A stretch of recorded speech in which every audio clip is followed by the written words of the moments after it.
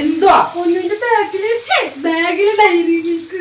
Diary മിൽക്കാ? ആ മറ്റേ കൊടുത്തില്ല വലിയ ഡയറി മിൽക്ക്, ഹാർട്ടോ ആ ഡയറി മിൽക്ക്. ഇവരോട് ഞാൻ പറഞ്ഞിട്ടുള്ളത് ആരും മിഠായി വാങ്ങിക്കരുതെന്ന്.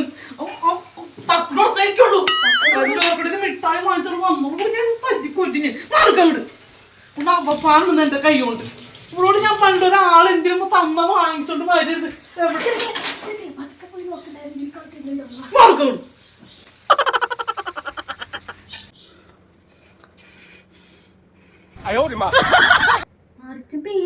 ഇതൊക്കെ സൂക്ഷിക്കണ്ടേ?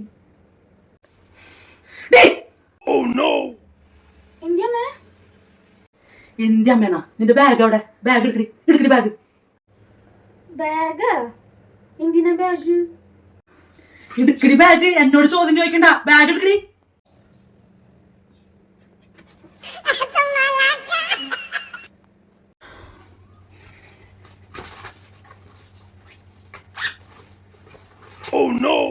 എന്റെ ഈശ്വര, എവിടുന്നടി?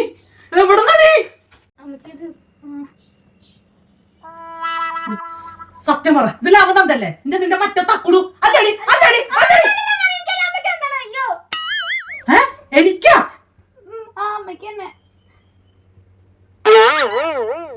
അമ്മച്ചി ഇത് എന്റെ ട്യൂഷൻ സെന്ററിലെ സാറ് അമ്മയുടെ റീൽസ് ഒക്കെ കണ്ട് ഇഷ്ടപ്പെട്ടിട്ട് അമ്മയ്ക്ക് ഗിഫ്റ്റ് ആയിട്ട് തന്നേച്ച എൻ്റെ അമ്മേനോട് കൊടുക്കാൻ പറഞ്ഞിട്ട്.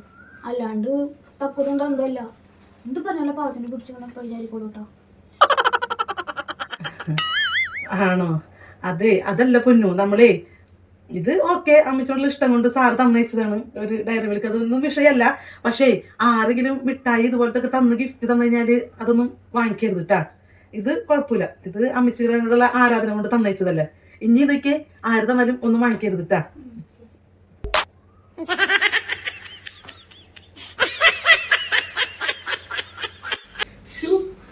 ഇത്രയും വലിയ ഡയറി മിൽക്ക് ആദ്യമായിട്ട് കിട്ടണേ.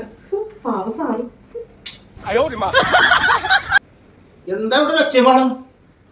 ആഹാ, ഡയറി മിൽക്കാ? ഇത്രയും വലിയ ഡയറി മിൽക്ക് നിനക്ക് എവിടെ നിന്ന് കിട്ടിയേ? അത് ഈശ്വര, ഇപ്പൊ എന്ത് മനുഷ്യനോട് ഞാൻ പറയാ. അത് പൊന്നൂന്റെ ട്യൂഷൻ സെന്ററിലെ ടീച്ചറേ എന്റെ വീഡിയോസ് കണ്ട് ഇഷ്ടമായിട്ട് കൊടുത്തയച്ചതാ, സമ്മാനം കൊടുത്തയച്ചതാ. ആഹാ, കൊള്ളാലാ.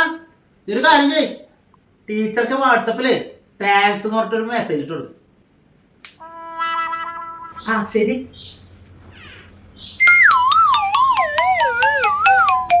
എന്റെ കർത്താവേ, എല്ലാം കയ്യിന്ന് പോയല്ലോ.